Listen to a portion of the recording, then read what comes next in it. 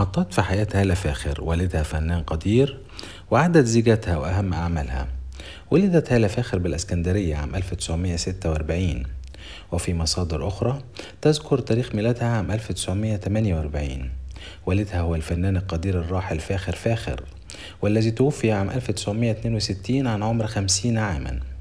كانت بداية هالة فاخر الفنية عام 1957 في فيلم لن أبكي أبدا مع عماد حمدي وفاتن حمامة، وكان والدها أيضا مشاركا في الفيلم.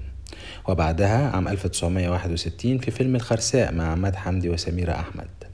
بعد وفاة والدها الفنان فاخر فاخر عام 1962 احترفت هالة فاخر الفن وهي في عمر 16.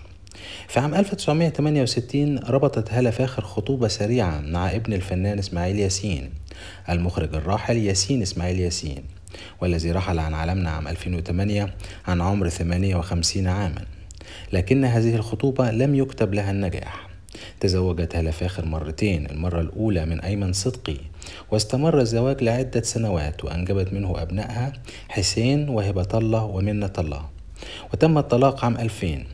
أما زيجتها الثانية من شخص يدعى معتز السيد عام 2003، واستمر الزواج حوالي 6 سنوات، وتم الطلاق عام 2009. في عام 2010 ترددت شائعات بزواج الفنانة هالة فاخر من الفنان إيمان البحر درويش، ولكن نفى كل منهما هذه الشائعة تماما. هالة فاخر قدمت في مسيرتها الفنية حتى الآن 374 عمل فني، كان آخرها مسلسل الوصفة السحرية عام 2024. يبلغ عمر هالة فاخر حاليا 78 عاما.